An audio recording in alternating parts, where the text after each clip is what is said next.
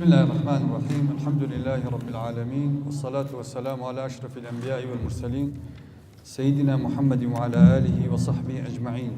برای نقشکانی بەڕێز سڵاوی خوای پەروەردگارتان لەبێ مامۆستایانی بەڕێز بەخێر بن سەر چاومان. من سەرەتا بە ئەرکی سەرشانی خۆمی ئەزانم دەستخۆشی بۆ برایانی لقی قەڵاتزەی ئینستیتیوتی ژیار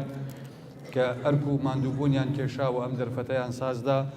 و ئەمە نۆبەری کارەکانیان نەبێ لەم دەبەرە ئینشاءالله پشتیوان بەخوای گەورە کاری باشتر و بەرەکەتدارتری بەشوێندا دێ ئینشاءالله. بەڕێزان وەک جەنابتان ئاگادارن و مامۆستای بەڕێزیش مامۆستا عوسمانی بەرپرس تێڵق فەرمووی مەسەلەی خێزانی کورد لە ئێستایە بەرامبەر کۆمەڵێک هاڕەشە و ڕوبەڕووی کۆمەڵێک مەترسی بۆتەوە. کێشە خێزانەکان ڕوو لە زیادبوونن بەداخەوە، دیاردەی هەڵوەشانەوەی خێزان، تونند و تیژی خێزانی، ناپاکی هاوسەرگیری، بەرتەوازەبوونی مناڵ، هەموو ئەمانە ئەمڕۆ بوون بە خەمی هەموو لایەکمان. لەبەر ئەرکی سەرشانی هەمومانە ئێمە خەمی لێ بخۆین. ئێمە لە ئینستیتیوتی ژیار کە ئەرکی ڕێکخراوەکانی کۆمەلگای مەدەنیە هۆشیاری بدەن لەو دیاردە دزێوانی لە ناو کۆمەلگاکانە بڵاوە بنەوە و هەوڵی چارەسەرکردنیان بدەن. بابەتی جیهانگیریەکێکە لەو بابەتانی کە کاریگەری ڕاستەوخۆی لەسەر ئاراستەکردنی خێزان هەیە. ئەمڕۆ ئێمە ئەبینین لە کوردستانە بەڕێزان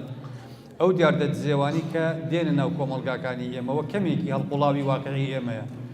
کەمێکی هەڵقوڵاوی کێشەکانی ئێمەیە. ینی بۆ نمونە هەر لە سیستەمی سیکویلاریزمەوە بیگرە کە سیستەمێکی ئەلمانیە و لە ناو جەرگەی زوڵم و ئیستیبدادی کەنیسەوە هەڵقوڵاوە و لە ئەوروپا سەرچاوی گرتووە و شۆڕشی فەڕەنسی بەرقەراری کردووە. ئەمڕۆ ئێمە باجەکەی ئەدەین و لە وڵاتە ئیسلامیەکانە ئەو سیستەمە سیکویلاریستە باڵادەستە و ژیانی کۆمەلگاکان بەپێی بەهاکانی ئەو سیستەمە داڕشتنەوەی بۆ ئەکرێ. ئەوەی کە لە چەند ڕۆژی ڕابردووە بینیمان فیستیڤاڵی ڕەنگەکان، ئەم کلتورە نامۆیانە کە دزە ئەکەنە ناو وڵاتی ئێمەوە هاوڵاتیانی ئێمە پێوەی سەرگەردانە بن و ئەکەونە ژێر کاریگەری ئەم نەدیت و ڕۆشنبیریانە. ئەرکی ئێمەیە هەمومان هەوڵ بدەین یەکەم هۆکاری دزەکردنی ئەم دیاردانە بۆ کۆمەلگاکانمان چییە، دۆم ڕێگاکانی چارەسەرکردنیان بدۆزینەوە. ئەو بابەتی من ئەمەوێ عەرزتانی بکەم بەڕێزان لەسەر ڕێکەوتنامەی سیداوە. تەمەن ڕێکەوتنامەی سیداو ڕێکەوتنامەیەکە لە ڕووی مێژوویەوە ڕێکەوتنامەیەکی کۆنە، بەڵام مەسەلێک هەیە ئێمە لە کوردی خۆمانە ئەڵێن حکوومەت کەروێشک بە عەرەبانە ئەگرێ. یعنی حکوومەت پەلەی نییە لەوەی کە ئەرک و فەرمانەکانی خۆی جێبەجێ بکە یا هاوڵاتیەک بێنێتە ژێرباری ئەوەی کە قانونی بەسەرا تەطبیق بکە. یاسانی و دەوڵەتیەکان و سیاسەتی جیهانگیریش ئێستا وای لێ هاتووە. یعنی ئێستا جیهانگیری ئەو ڕێکەوتنامەی من ئەمەوێ عەرزتانی بکەم بەڕێزان ساڵی 1970 بەستراوە. لە ساڵی 1970 ڕێگەی ئیمزاکردن دراوە بۆ وڵاتانی کە ئەیانوێ بەشدار بن لە ڕێکەوتنامەکەیە. لە ساڵی 1970 ڕێکەوتنامەی سیداو چۆتە بواری جێبەجێکردنەوە. ڕێکەوتنامەی سیداو ئەم وشانە کورتکراوەی زاراوە ئەنگلیزیەکەن کە بە عەرەبیەکەی وا تەرجەمە ئەکرێ اتفاقية القضاء على جميع أشكال التمييز ضد المرأة، واتا ڕێکەوتنامەی بنبڕکردنی هەموو جیاوازیە ڕەگەزیەکان دژ بە ئافرەت. ئەم ڕێکەوتنامەیە هەتا ساڵی 2015 189 دەوڵەت ئەندامنتیایە. ئێستا لەوانەیە چوبێ بۆ 200 دەوڵەت. ڕێکەوتنامەی سیدا و مەترسیەکانی لە چیایە بەڕێزان؟ ئێمە دەیها ڕێکەوتنامەی ترمان هەیە کراوە دەربارەی پرسەکانی خێزان و پرسەکانی ئافرەت. ڕێکەوتنامەی پەکینمان هەیە، ڕێکەوتنامەی قاهێڕەمان هەیە، ڕێکەوتنامەی یەمەنمان هەیە، ڕێکەوتنامەی نایرۆبیمان هەیە. دەیەها ڕێکەوتنامە و دەیەها ئیعلان و ڕاگەیاندراویمان هەیە لەلایەن نەتەوە یەکگرتوەکانەوە لەسەر پرسەکانی خێزان. بەڵام هیچیان بەقەر سیدا و مەترسیدار نین. بۆچی؟ چونکە ڕێکەوتنامەی سیدا و ڕێکەوتنامەیەکی مولزیمە، واتە هیچ دەوڵەتێک لەو دەوڵەتانی کە چۆتە ناو ڕێکەوتنامەکەوە مافی ئەوەی نییە جێبەجێی بنەماکانی ڕێکەوتنامەکە نەکا. ئەمە یەک. دووەم، هیچ دەوڵەتێک بەو دەوڵەتە زلهێزانی کە ئێمە ئەیان بینین، هیچ دەوڵەتێک بۆی نییە تەحەفوزی هەبێ لەسەر بادەیەک یا بڕگەیەک لە بڕگەکانی ڕێکەوتنامەکە ئەگەر تەحەفوزەکە دژ بە ناواخن یا ناوکڕۆکی ڕێکەوتنامەکە بێ. هیچ دەوڵەتێک بۆی نییە تەحەفوز بکە و ئینەما ئەم ڕێکەوتنامەیە ڕێکەوتنامەیەکی سیادیە. خاڵی سێیەم، ئەم ڕێکەوتنامەیە هەرچی بنەما ئاینی، هەرچی بنەما کلتوری، هەرچی بنەما ڕۆشنبیری، هەرچی بنەما مێژوویەکانی نەتەوەکان هەیە هەڵی ئەوە شوێنێتەوە. بۆ چونکە ڕێکەوتن نامەکە مەرجی بەشداربوون تایە ئەوەیە وڵاتانی ئەندام لە ڕێکەوتن نامەکە ئەبێ هەر بڕگەیەک لە هەر دەستورێک لە هەر قانونێکە لە قانونە نێوخۆیەکانی وڵاتان دژ بە بڕگەکانی ئەم ڕێکەوتن نامەیە بێ ئەبێ ئەو بڕگانە هەڵبۆشێتەوە کەواتە ڕێکەوتن نامەی سیدا و ڕێکەوتن نامەیەکە بە سەرچاوەیەکی سیادی سەیرەکرێ واتە ئەگەر گریمان ئێمە بڕگەیەک لە بڕگەکانی یاساکانی باری کەسێتی عێراقی دژ ئەوەستایەوە بە بڕگەیەک لە بڕگەکانی ڕێکەوتن نامەی سیدا و سیادە بۆ ڕێکەوتن نامەی سیداوە ئەبێ حکوومەتی عێراقی بڕگەکانی یاسای باری کەسێتی هەڵبۆشێنێتەوە بۆ ئەوەی بگونجێ لەگەڵ ڕێکەوتن نامەی سیداوە لەبەرەوە مەزدەرێکی سیادیە وەوانش سەیرەکرێ ناوەڕۆکی ڕێکەوتن نامەکە لە ناو نیشانەکەیەتی ناوەڕۆکی ڕێکەوتن نامەکە بریتیە لە هەڵوەشانەوەی هەموو یاسایەک هەموو کلتورێک هەموو ڕێکەوتنێک ئەکرێ ئەگەر هاتوو ئەم ڕێکەوتنە جیاکاری ڕەگەزی دژ بە ئافرەتیا بێ ئەگەر هاتوو جیاکاریەک مەبنی بێ لەسەر ئەساسی ڕەگەز مەمنوعە طبعا ڕاستە ڕێکەوتن نامەکە ساڵی 1970 کراوە بەڵام لە ساڵی 1960 ئیعلانێکی نەتەوە یەکگرتوەکان هەیە هەر بە هەمان ناو ئیعلانەکە سەرەتا جەست نەبزیان پێکردووە بزانین تا چەند سەرکەوتوو ئەبێ ئەم ئیعلانە لە 60 هەتا وەکو 79 دوای 12 ساڵ ئیعلانەکە بووە بە ڕێکەوتن نامە لە دوای ڕێکەوتن نامەکەوە چەندین پرۆتۆکۆلی تر نەتەوە یەکگرتوەکان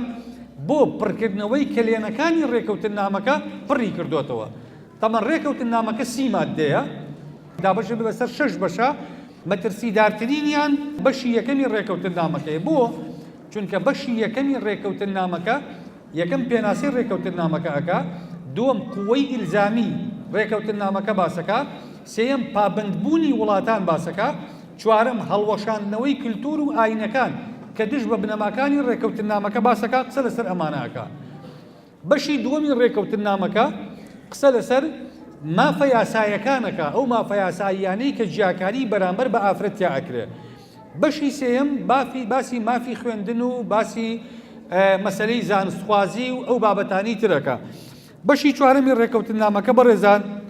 باسی شیاوی یاسایی کەسایەتی ئافرەت و پیاوەکە لە بەردەم قانونە بەشی پێنجەم باسی هەیکەلی ئیداری ڕێکەوتن نامەکە ئەکا و ئەو دەوڵەتانە و تەنزیمکردنی کاریگەری ڕێکەوتن نامەکە و شێوازی مامەڵەکردنی وڵاتەکان لەگەڵ یەکتر بەشی شەشەمی ڕێکەوتن نامەکە باس لە شێوازی هاتنەناوەوەی وڵاتانەکە و کردنەوەی ڕێکەوتن نامەکەکە بۆ ئەوەی هەر وڵاتێک ئارەزوومەندانە حەسکا بێ بە ئەندامێک لە ڕێکەوتن نامەکە مافی ئەوەی هەیە بێتە ڕێکەوتن نامەکەوە بەترسی ڕێکەوتن نامەکە لە چیایە بەڕێزان خاڵی یەکەم منەمەوێ بەراوردێک بکەین لەگەڵ لەبین ڕێکەوتن نامەکە و یاساکانی باری کەسێتی خۆمانە طبعا ئێمە وەکو میلەتێکی مسلمان جەنابتان ئەزانن کە یاساکانی باری کەسێتی لە عێراقا هەڵقوڵاوی بنەماکانی شەریعەتە واتە لەکوێوە سەرچاوە ئەگرێ لە شەریعەی ئیسلامیەوە سەرچاوە ئەگرێ لە مەبادیع عامەکانی قانونی ئەحوالی شەخسی عێراقیە هاتووە ئەڵێ ئەگەر نەسێکی تەشریعی نەبوو بۆ یەکلاکردنەوەی بابەتێک ئەو کاتە ئیش بەچی ئەکرێ ئەڵێ ئەگەڕێنەوە بۆ بنەماکانی شەریعەی ئیسلامی کە لەگەڵ ڕۆحی ئەم قانونەیە گونجاوە ئەو بابەتانی کە قانونی ئەحوالی شەخسی عێراقی ئیشی لەسەر کردووە لەسەر بنەمای شەریعە ئەرک و مافەکانی دابەش کردووە بۆ نمونە هەر لە پێناسەی گرێبەستی هاوسەرگیری و بنەماکانی گرێبەستی هاوسەرگیری و مەرجەکانی دامەزراندنی پرۆسەی هاوسەرگیری و دواتر کە دێنە سەر ئەرک و مافەکان و دواتر کە تێپەر ئەبین بۆ لێکەوتەکانی پرۆسەی هاوسەرگیری هەموو ئەمانە ئێمە لە شەریعەی ئیسلامیە ئەزانین کە شەریعەی ئیسلامی لەسەر کۆمەڵێک بنەما کە گرنگترینیان بنەمای دادپەروەری هەرک و ماف تەوزیعەکان نەک یەکسانی ئەوەی ڕێکەوتن نامی سیدا و داوایەکە بنەمای یەکسانیە ئەم بنەمای یەکسانیە بەڕێزان چی لە قانونەکە بۆ نمونە ئێمە یەکێک لەو بنەمایانی کە لە شەریعەی ئیسلامیە هەمانە کۆمەڵێ مافمان هەیە مافی ئافرەتە لە پرۆسەی هاوسەرگیریە مارەیی ئیتیفاقیەی سیدا و مارەیی نایڵێ بۆ ئافرەت ئەڵێ چونکە ئافرەت نابێ مارەی لە پیاو وەرگێ ئەمە جیاکاریەکی ڕەگەزیە کە ڕەگەزی مێینە لە پرۆسەی هاوسەرگیری ڕەگەزی نێرینە مارەی پێ ئەدا خاڵی یەکەم خاڵی دووەم خەرجی ئەوەی ئێمە پێی ئەڵین نەفەقا و قانونی ئەحوالی شخصی عراقی ئیثباتی ئەکا لەسەر پیاو بۆ خێزانەکەی نەفەقەش نایەڵێ. طبعا ئێمە بەپێی بنەماکانی شەریعەی ئیسلامی بەڕێزان و ئەوەی قانون ئیشی پێ ئەکا قانونی وڵاتی ئێمە ئەڵین نەفەقەت كل إنسان في ماله، ئەمە قاعدەیە، ئەڵین نەفەقەی هەموو ئینسانێک لە ماڵی خۆیەتی. مناڵێکی تازە کە لە دایک ئەبێ ئێوە تەسەوور بکەن نەفەقەی لەسەر خۆیەتی، لەسەر باوکی نییە. ئەو ڕۆژەی لە دایک ئەبێ نەفەقەی هیچ ئینسانێک ناکەوێتە سەر ئینسانێکی تر. مناڵێکی لە دایک بوو نەفەقەی لە ماڵی خۆیەتی کەی ئەگەر هاتو ئەو مناڵە حکومت معاشی بۆ ئەبڕیەوە، یا ئەو مناڵە بە میرات یا بە وەسیە یا بە وەقف یا بە هیبە، ئەو مناڵە خاوەنی داهات و داراییەکی خۆی بێ، ئەبێ ئەو مناڵە دایبی و شیر و هەموو خەرجیەکانی تری خۆی لەبارە داراییەکەی خۆی بێ، لەسەر باوکی نییە. ئێمە نەفەقەی مناڵ کە ئەخەینە سەر باوک لەبەرەوەیە زۆربەی زۆری حاڵەتەکان لە ١٩٩ بە تایبەتی لە کۆمەڵگەی ئێمەیە مناڵ خۆی پارەی نییە، باوکی هەیەتی کە ئەمە دوو مەرجن بۆ واجببوونی نەفەقەی غەیر، نەفەقەی کەسی نزیک. مناڵەکە نیەتی عاجیزە لە کەسب، ناتوانێت کەسابەتیشکا، باوکیشی پارەی هەیە. بەم سێ مەرجە نەفەقەی کەسە نزیکەکان واجبە بن لەسەر کەسەکانی خۆیان. ژن بە ئیستیسنای ئەم قاعیدەوەیە لە شەرعا، ژنێک بەڕێزان خاوەنی 1 ملیار دۆلار بێ، مێردەکەی کرێکار بێ، نەفەقەی ئەو ژنە ملیاردێرە لەسەر پیاوە کرێکارەکەیەتی. ژنێک چەند دەوڵەمەند بێ مەجبور نییە دینارێک لە داهاتی خۆی بۆ خەرجی مناڵەکان و ماڵەکەی خەرج بکە، چەند دەوڵەمەند بێ. خێزانەکەی عەبدوڵای کوڕی مەسعود ئافرەتێکی بازرگانی دەوڵەمەند بوو. عەبدوڵای کوڕی مەسعود پیاوێکی فەقیر بوو. خێزانەکەی هاتە خزمەتی پێغەمبەر صلی الله عليه وسلم، گوتی ئەی پێغەمبەری خوا، ئەکرێ من زەکاتی ماڵەکەم بدەم بە عەبدوڵا فەقیرە و پارەی نییە ئێمە بەخێوکە. ئەم ئەخلاق و قیەمە واتە عەبدوڵای کوڕی مەسعود بە زۆر پارەی لەم ژنە دەوڵەمەندەی نەسەنووە، ئەوەی کە دەستی کەوتۆ بۆی خەرج کردوون. ئەم ژنش کە دێ پرسیارەکە خێری بە عەبدوڵا نەکردووە، هاتۆ بۆ لای پێغەمبەر صلی الله عليه وسلم وتوێتی دروستە من زەکاتی ماڵەکەم بم بە عەبدوڵا؟ پێغەمبەری خوا صلی الله عليه وسلم فەرمیەتی بەڵێ دروستە. کەواتە بەپێی بنەماکانی شەریعەی ئیسلامی نەفەقەی ژن لەسەر پیاوە، ئەمە ئیستیسنای لە هەموو قاعیدەیەک. بەپێی بنەماکانی ڕێکەوتنامەی سیداو نەفەقەی ژن لەسەر پیاو نامێنێت. خاڵی سێیەم، ئێمە حاڵەتێکی ترمانەیە کە بریتیە لە مەسەلەی نشوس، واتە مەسەلەی لاساری. ئێمە ئەڵین ئافرەت لە بەرامبەر چی نەفەقە لە مێردەکەی وەرەگرێ؟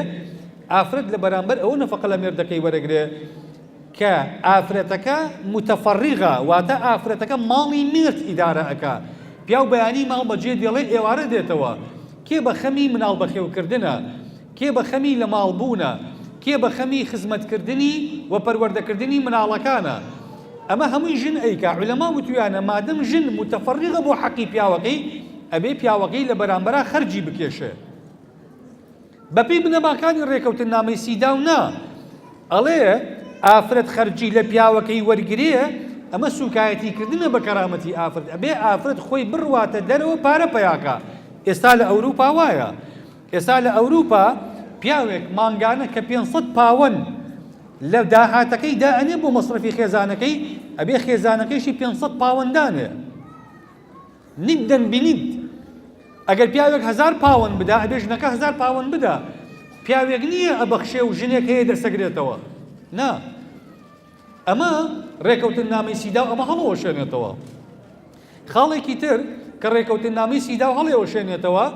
لە مەسەلەی وتوانمارەیی هەڵەوەشێنێتەوە، نەفەقەی هەڵەوەشێنێتەوە، مەسەلەی نەسەب هەڵەوەشێنێتەوە. ئێمە ئەڵین نەسەب، خوای پەروەردگار لە قورئانە ئەفەرمێ ئودعوهم لئابائهم، نەسەبی مناڵەکان بدەنە پاڵ باوکیان، نەک لەبەر ئەوەی دایکی هیچ نییە و دایکی حسابی بۆ ناکرێ، نا، لەبەرەوەی نەسەبی مناڵ لە دایکی ثابتە بە ویلادە. مناڵێکە لە ژنێک ئەبێ ئەمە نەسەبەکەی ثابتە، بەڵام بۆ باوکی نەسەبەکەی زۆر جار ئیشکالێک دروست بێ ناردێتە پاڵ باوکی. یعنی بۆ نمونە لەگەڵ ڕێزمە دایکێکی داوێن پیس 100 داوێن پیسی کردبێ، نەسەبی مناڵەکەی مادەم لەو ئەبێ لە دایکی ثابتە، بەس بۆ باوکی مشکلەی شەرعی دروست ئەکات، چونکە حتا ئەو باوکەی کە بەپێی گرێبەستێکی هاوسەرگیری شەرعی مێردی ژنەکەیە، نابێ بە باوکێکی شەرعی بووە ئەو مناڵی لەو ژنە بووە ئەگەر ئیسپات بوو ئەو ژنە زینای کردووە. کەواتە کاتێک گەڵی نەسەب بدرێتە پاڵ پیاو، لەبەرەوەی ئێمە ئەڵین نەسەب بۆ پیا و حاڵەتێکی ظەنی تێ ئەکەوێ شەرع ئەیبڕێنێتەوە کە نەسەبەکە دایە پاڵ باوکی کەواتە ثابیتە کە مناڵی ئەوە چونکە ئێمە لە زینایە نەسەبی مناڵ نادەینە پاڵمێرد اتفاقیەی سیداو ئەمە شەڵەوە شوێنێتە کەواتە نەسەب نادرێتە پاڵ باوک باشە ئەگەر ئێمە بڵین بە یەکسانی تەوزیعیەکەین ئەگەر باوک و دایکێک دوو مناڵیان هەبێ یعنی هەر یەکە بۆ یەکێکیان نەسەب پاڵ بدەین یا چۆن بڵین یەکسانی جێبەجێ ئەەکەین خۆ زۆرێک لە جێبەجێکردنی بنەماکانی ڕێکەوتنامەکە لە زەرری ئافرەتە بەڕێزان بە نمونە حەقی حەزانە ئێمە ژن و پیاوێک جا ببنەوە لە شەرعا مناڵ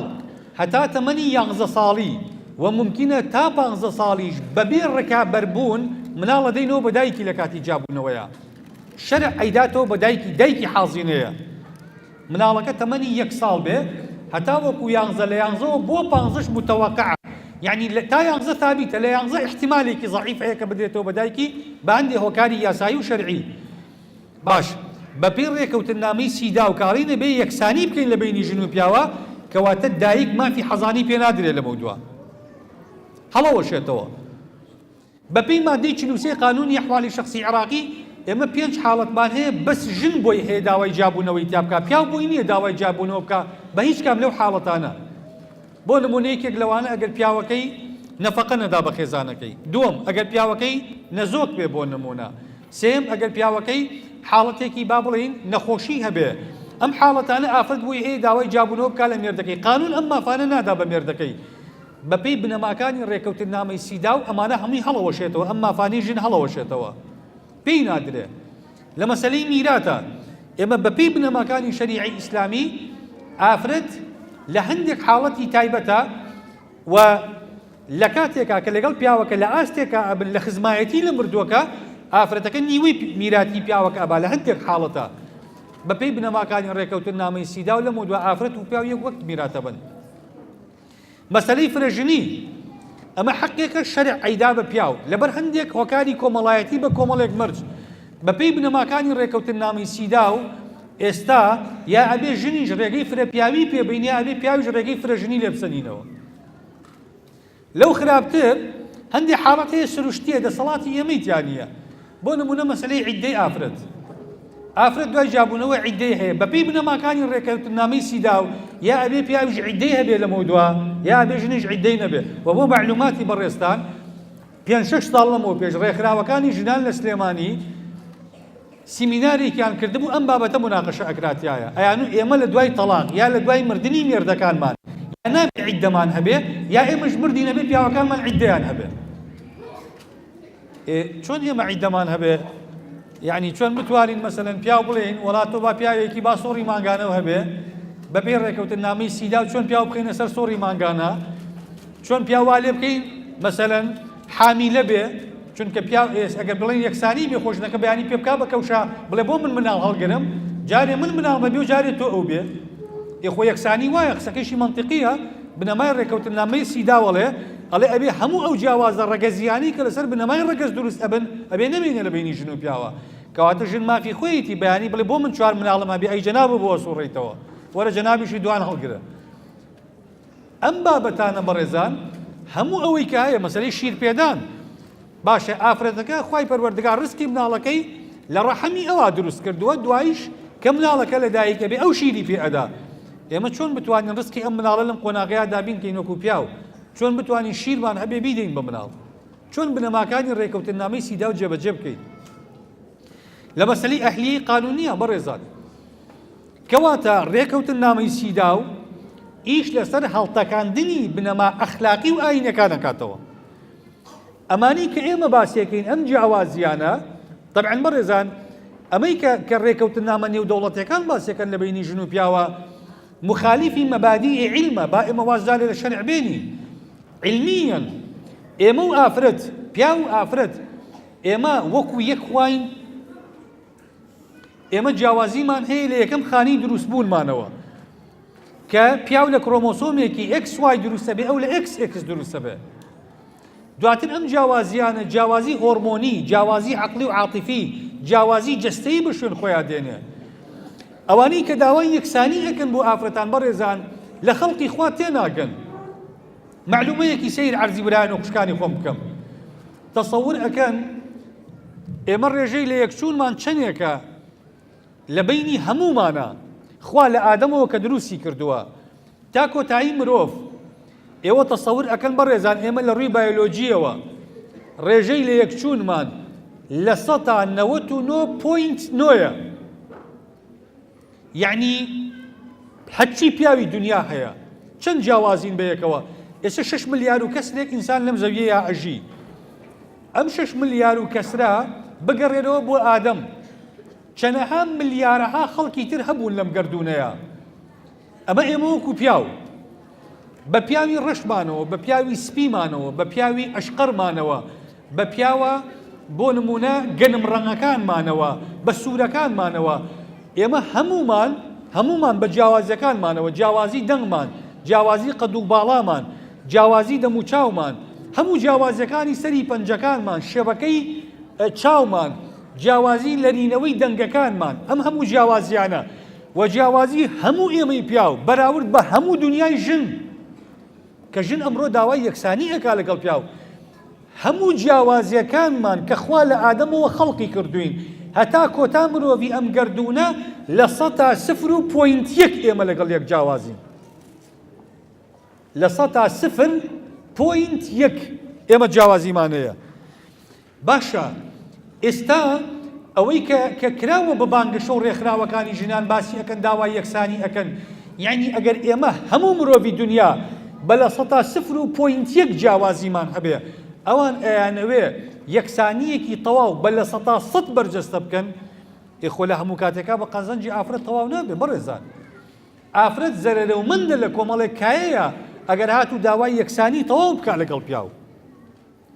بۆ چونکە تایبەتمەندیەکانی ئەو لە ڕووی جەستەییەوە لە ڕووی عاتیفی و نەفسیەوە لە ڕووی سایکۆلۆجیەوە لە هەموو ڕووەکانی ترەوە کۆمەڵی تایبەتمەندی ئافرەت هەیە شەرع کە قانونی بۆ جا ئەکاتەوە ئەیپارێزێ یاسانی و دەوڵەتیەکانی دنیا ئایا توانیویانە ئافرەت وەکو پیا و مامەڵە لەگەڵ بکەن نا بەتەکید دەیانتوانیوە ئەمە تەنها بانگەشەیە بەڕێزان بۆ هەڵتەکاندنی خێزان خۆ ئەم بانگەشانە وەک لەگەڵ ئاینی ئێمە کە ئاینی ئیسلاما یەک ناکاتەوە خۆ لەگەڵ ئاینی مەسیحیەت و ئاینی جوولەکەی بوونی شەک ناکاتەوە باشە کێ خاوەنی ئەم بانگەشۆ بیردۆزانن ئەمانە لەگەڵ ڕێزما بزوتنەوەیەکی فیمەنیستی مێگەرایەتی هەیە ئیش لەسەر ئەم تەوەرانە ئەکا کەواتە بەڕێزان ئەوەی من ئەمەوێ لە کۆتایی بابەتەکەمان بڵێم ئەوەیە ئێمە وەکو خەڵکی موسڵمان تایبەتمەندی ئاینی خۆمانمان هەیە ئێمە خوایەک نظامێکی داناوە خوای پەروەردگار ئەو نظامە مطابقە بە حاڵی هەر یەکێکمان خوا ئێمەی خەڵق کردووە باشە کە ئەو خەڵقی کردوین ئەبێ ئەمریشی ئەو بێ خوا ئەفەرمێ ئەلا لەه الخەلق والئەمر کەواتە کێ خەڵقەکە ئەبێ ئەو ئەمر دەرکا ئێمە ناکرێ کۆمپیوتەرێک یابان دروستی کە مۆزەمبیقیەک مالیەک نەیجەریەک بڵێ وەڵام من ئەبێ کەتەلۆگ بۆ کۆمپیوتەرەکەی یابان دابنێم ئاخر تۆ چوزانی ئەو چۆن دروستی کردووە تا تۆ کەتەلۆگی کارکردنی بۆ دابنی کێ مرۆڤی خەڵق کردووە مەگەر ڕێکخراوەکان مرۆڤیان خەڵق کردووە ڕێکەوتن نامە نێو دەوڵەتەکان مرۆڤیان خەڵق کردووە خوا خەڵقی کردوین کە خوا خەڵقی کردوین خوا ئەفەرمێ کێ خەڵقی کردووە ئەوەش ئەمری بۆ بکە خوا ئەفەرمێ ئەلا لەه الخەلق والئەمر ئەفەرمێ ئەو خەڵقی کردووە کەواتە ئەویش بۆی هەیە ئەمری بەسەرا بکە گرنگە ئێمە بەڕێزان وەکو کوردستان بە تایبەتی من مەبەسمە وەکو میلەتێکی موسڵمان کە ئێمە کۆمەڵێک دابوونەریت و کلتوری کۆمەڵایەتی کۆمەڵێک ڕەوشت و بەهای باڵای ڕەسەنی کوردەواریمان هەیە هەڵقوڵانی دینمانن ئەمانە هەتا وەکو ئێستا زەمانەتی پاراستنی شیرازەی خێزان پاراستنی ڕێز و حورمەت و هەیبەت و مەکانەتی هەموو تاکێکمانی کردووە مناڵ بێ ژن بێ پیاو بێ ئەوەی کە ئەمڕۆ ڕوو ئەدا لە کوردستانە بەڕێزان ئەم تونند و تیژەی دروست بووە دەرەنجام و هەڵقوڵاوی ئاین نییە ئەمە هەڵقوڵاوی ئەو بیرۆکە هاوردانن کە لە ئەوروپاوە دێن ئەو بیرۆکانە ئایا توانیوانە خزمەت بکەن بە ژیار و ژیانی خێزانەکان وە کۆمەڵگای ئەوروپی نەیانتوانیوە بۆ نەیانتوانیوە بڕۆ بزانە دیاردەی تونند و تیژی لە ئەوروپا لای ئێمە زۆرە یا لای ئەوان زۆرە لای ئەوان زۆرترە ناپاکی هاوسەرگیری لای ئێمە زۆرە یا لای ئەوان زۆرە لای ئەوان زۆرترە شەوسانەوەی ئافرەت لای ئێمە زۆرە یا لای ئەوان زۆرە لای ئەوان زۆرە کەواتە کام مەف بە ئافرەت دراوە ئەوەی ئەوانەیانەوێ بۆ ئافرەتی بکەن بەڕێزان تەنها پساندنی شیرازەی خێزانە هەڵتەکاندنی بنەما ئەخلاقیەکانە ئافرەتێک بە چاوی نیدیەت تەعامل لەگەڵ مێردەکەی بکە بەو چاوی ڕەحمەت و ڕەئفە و شەفەقەیە نەیکا کە خوای پەروەردگار لە قورئانە باسێکا کە فەرمووە جەعەلە بەینەکوم مەوەدەتەن وەڕەحمە ئەوان نایەنوێ بە مەوەدە و ڕەحمە تەعامل بکەن ئەوەیشی ڕێکخراوەکان کردویانە لە کوردستانە لەژێر کاریگەری ئەم جیهانگیریە ڕۆژاوایە بەڕێزان خێزانی کوردی بەرەو کارەساتە بە بڕۆن سەیری دیار دەبکەن و سەیری داتاکانی دادگاکان بکەن بزانین ئێمە کێشەکانمان لەوەتەی ئەم جۆرە دیاردە و دەنگۆیانە بڵاون لە ناو ئێمەیە ئێمە کێشەکانمان ڕوو لە زیادبوونە کێشەی ئالوودەبوونی گەنجانی ئێمە بە تلیاک و مادە هۆشبەرەکانەوە ڕوو لە زیادبوونە یا ڕوو لە کەمبوونە ڕوو لە زیادبوونە دیاردەی تەلاق لە دادگاکانە ڕوو لە زیادبوونە تند و توژی خێزانی ڕوو لە زیادبوونە ئێمە ئەمڕۆ لە کوردستانە کۆمەڵێک دیاردەی تند و تیژی خێزانی ئەبینین قەت لە کولتوری باو باپیرانی ئێمەیان نەبووە کەی لە کولتوری باو باپیرانی ئێمەیە هەبووە مناڵ دەستی بچێتە باوکو دایکی خۆی بیکوژێ ژن مێردەکەی زینە بە چاڵکە بیکوژێ دەرمان خواردی بکە ناپاکی هاوسەرگیری لەگەڵ بکە بەو دەرەجەی ئەمڕۆ هەیە لە دادگاکانە من بۆ معلومات عەرزی بەڕێستانەکەم زۆربەی زۆری ئەو بنەما و بڕگانەی کە لە یاساکانی باری کەسێتی لە ساڵی 2008 بە پێی یاسای ژمارە 15 کە یاسای باری کەسێتی هەموار کراوەتەوە هەمووی بڕگەکانی ڕێکەوتننامەی سیداوە لە کوردستانە جێبەجێ کراوە و ئێستا شتیتر بەڕێوەیە ئەوان ئەیانەوێ هەمواری زیاتر بکەنەوە بۆ یاساکانی باری کەسێتی بەو ئاراستەیەی هەموو ئەو جیاوازیانی کە من باسم کرد نەیەڵن کەواتە ئەرکی ئێمەیە یەکەم هەم خۆمان ئاگامان لەم جۆرە ڕێکەوتننامە و لێکەوتنەکان و هاوردەکردنی بۆ وڵاتانی خۆمان بێ